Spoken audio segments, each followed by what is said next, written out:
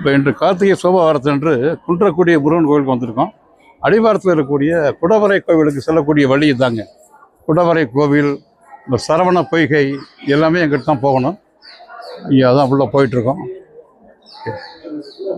இதுதான் சிற்பம் கிடையாது, அதெல்லாம்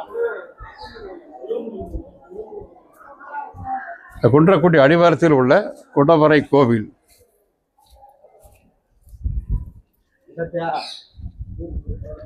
இது வழியாக படியில் மேலே ஏறி போனால் முருகன் கோவிலுக்கு உள்ள போகலாம்.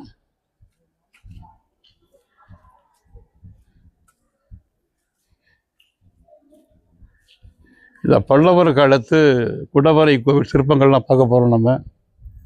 ஓகே, இது ஒரு சின்ன மண்டபம்.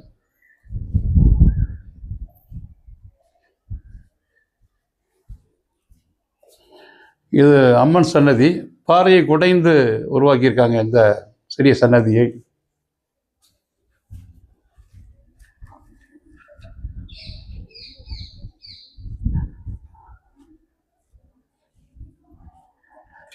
பாருங்க, அடிவாரத்துக்கு இந்த குன்றக்குடி மலை அடிவாரத்தில் இருக்கக்கூடிய குடவரை கோவில். இந்த குடவரை கோவில் வந்து மதுரை ஆண்ட சுந்தரபாண்டியன் காலத்தியது. கிட்டத்தட்ட 800 வருடங்களுக்கு முன்னால் உருவாக்கப்பட்டதுன்னு சொல்கிறாங்க. இது இந்திய தொல்லியல் துறை கண்ட்ரோலில் இருக்குது. Department of archaeological survey of India.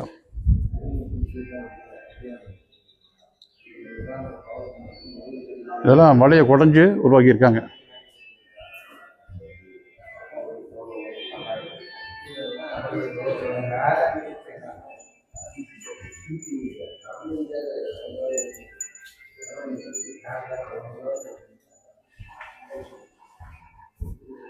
Sivaperuman சன்னதி. தென்னாளுடைய சிவனை போற்றி, எண்ணாட்டவர்க்கும் விரைவாக போற்றி. உலகம் யாவையும் தாம்புல வாக்களும் நிலைபெறுத்தலும் நீங்களும் நீங்களா அழகிலா விளையாட்டுடைய ஆறுவர் தலைவர் அன்னவர் கேசல் நாங்களே. பாறையில் வடிக்கப்பட்ட பல்லவர் கால சிற்பம்.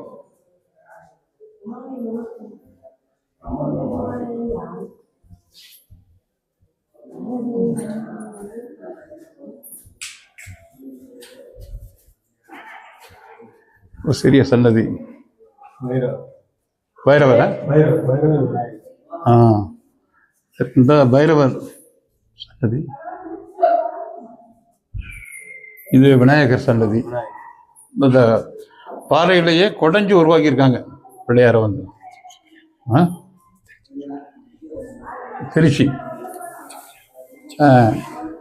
உச்சி பிள்ளையார் கோயில் மாதிரி இது வந்து பாருங்க, அந்த பாறையை குடைஞ்சு உருவாக்கியிருக்காங்க பாருங்க. நல்ல பிரம்மாண்டமான பிள்ளையார். ஓகே, இதெல்லாம் குன்றக்குடி அடிவாரத்தில் இருக்கக்கூடிய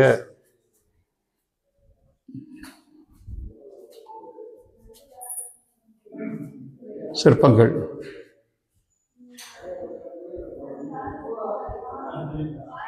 இந்த இதை பாருங்க, இதையும் இதெல்லாம் வந்து பாறை. குன்றக்குடி அடிவாரம் பாறை. கீழே ஒரு சிவலிங்கத்தை உருவாக்கியிருக்காங்க.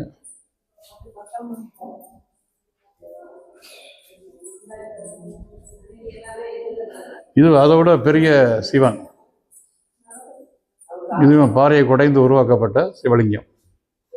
கல்வெட்டுக்கள்லாம் தெரியுது பாருங்க. கல்வெட்டுக்கள்லாம் தமிழ் தான் எழுதியிருக்காங்க. இது அந்த காலத்து தமிழ். நம்மளால் படிக்க ஒரு சில எழுத்துக்கள் தான் இருக்கு, நம்மளால் படிக்க முடியாது.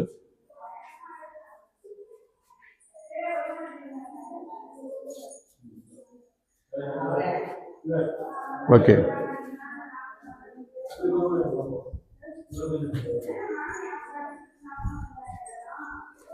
இங்கே ஒரு சன்னதி. இங்கே ஒரு சிவன் சன்னதி ஒன்று. இங்கு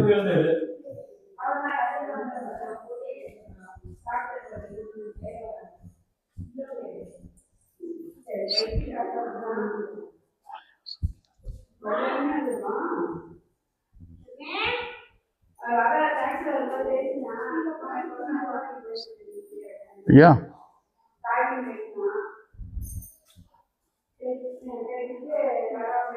இதெல்லாம் சங்கீத தூண் சொல்லுவாங்க.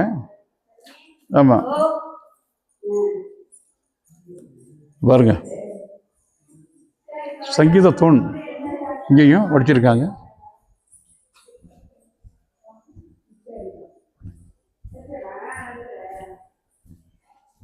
இதெல்லாம் சிதிலமடைந்த சிற்பங்கள்லாம் எடுத்து இங்கே வச்சிருக்காங்க. இங்கு ஒரு இறைவன் இருக்கிறார்.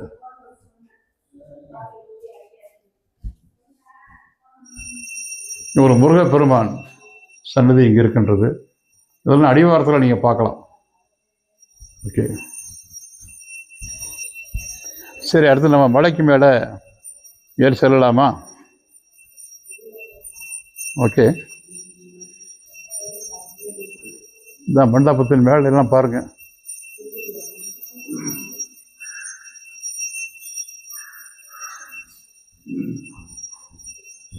ரைட், இங்கே ஒரு சிவபெருமான் சன்னதி இருக்கின்றது. எல்லாம் பாறையை குடைந்து உருவாக்கப்பட்டது. ஓகே, குன்றக்குடி மலைக்கு மேலே ஏறி வந்திருக்கிறோம். பாருங்க, மக்கள் அலையலையாக வந்து கொண்டு இருக்கிறார்கள். இன்றைக்கு கார்த்திகை மாதம் கடைசி சோமவாரம். மேலே போகலாம்.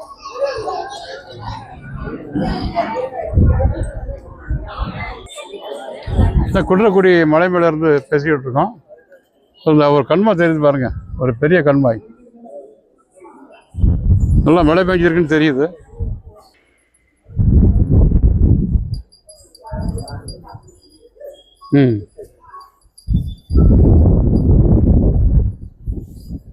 கொஞ்சம் சரவண பொய்கை பார்க்கலாம். இங்கேருந்து சரவண பொய்கை தெப்பம். இதாங்க சரவண பொய்கை. சரவண பொய்கையில் நீராடி உனக்குந்தருகின்றே முருகனிடம். இது இடும்பன் சன்னதி.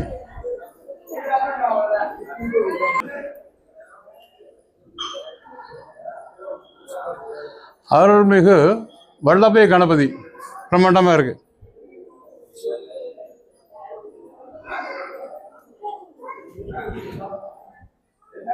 ஓகே, வல்லபை கணபதியே போற்றி.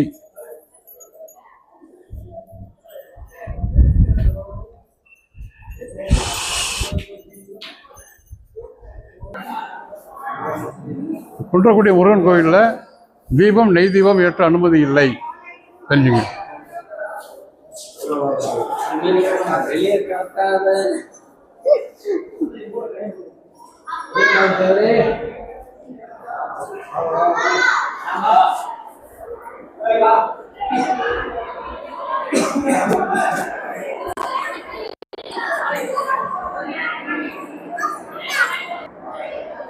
இந்த கோவிலை கட்டியவர்கள் பெரிய மருது, இவர் சின்ன மருது. இவர் சின்ன மருது. இந்த கோவிலை கட்டியவர்கள் மருது பாண்டிய சகோதரர்கள். ஓகே, சிவகங்கை சீமையை ஆண்ட மருது பாண்டிய சகோதரர்கள் இவங்க தான். இங்கே போட்டிருக்காங்க பேர். என்ன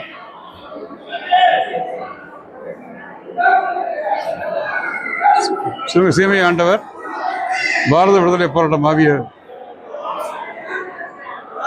குன்றக்குடி அடிகளார்.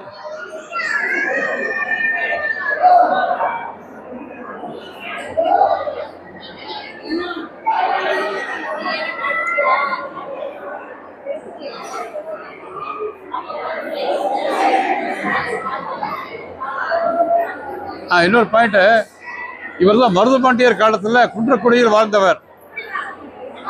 முதல் அடிகளார். அந்த அபையார், இது அபய பிராட்டியார் ஒரு பொழிச்சிருக்காங்க. இது வந்து விநாயகர் பொறிக்கப்பட்ட சிற்பம்.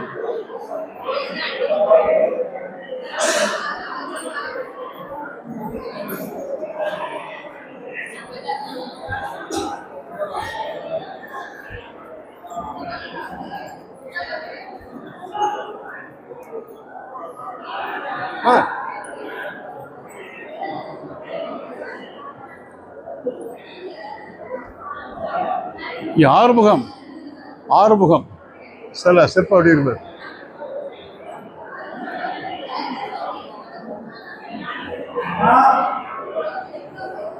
Okay, right, good. ஓகே, இப்போ நம்ம அடிவாரத்தில் இருக்கக்கூடிய அருள் திரு கார்த்திகை பிள்ளையார் சன்னதி வந்திருக்கிறோம். 5 கரத்தனை யானை முகத்தனை இந்தின் இளம்பெறை ஓடும் வீட்டனை நந்தி மகந்தனை ஞான கொழுந்தனை முந்தியில் வைத்து அடி போட்டிருக்கின்றனை திருமந்திரம். ஓகே,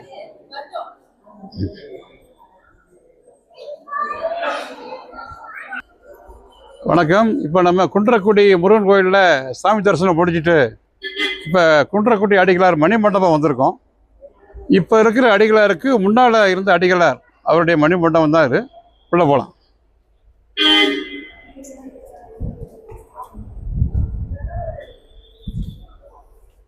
இந்த குன்றக்குடி அடிகளார் மணிமண்டபம் வந்து மாண்புமிகு தமிழ்நாடு முதலமைச்சர் கலைஞர் மு கருணாநிதி அவர்களால் 12/3/2001 அன்று திறந்து வைக்கப்பட்டது.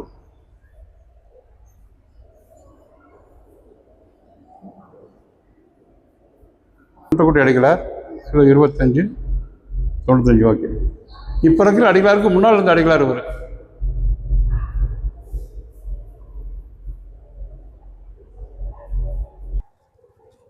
இப்போ நம்ம பார்க்குறது குன்றக்குடி அடிகளார் அவர்களது அருளாலயம், ஒரு கோவில்னு சொல்லுவாங்க. இந்த பாருங்கள், உண்மையிலே அவருடைய திருவுருவச் சிலை இருக்குது. பாருங்கள், இந்த போட்டி இருக்குது. இந்த அடிகளார் நிற்கிற மாதிரியே ஒரு திருவுருவச் சிலை அப்படி நேச்சுரலாக நிற்கிற மாதிரி இருக்கார். பாருங்கள், இவர் வந்து இவருக்கு முன்பிருந்த அடிகளார். இப்போ இருக்கவர் பொன்னம்பல் அடிகளார். இவருக்கு முன்பு இருந்த குன்றக்குடி அடிகளார் இவர் தான். ஓகே, அப்படி நேச்சுரல் நிற்கிற மாதிரியே இருக்குது. அவரை பார்த்துருக்கேன் நான். உண்மையிலேயே நல்ல அருளாலயத்தை நல்லாவே வந்து பராமரித்து வர்றாங்க. சுற்றி வர பார்க்கு, பூங்கா நல்லா இருக்குது. இதில் பார்த்தீங்கன்னா அந்த எப்போ திறந்தாங்க, இப்போ தான் ரீசெண்டாக திறந்துருக்காங்க. பாருங்கள், திருவுருவச் சிலை.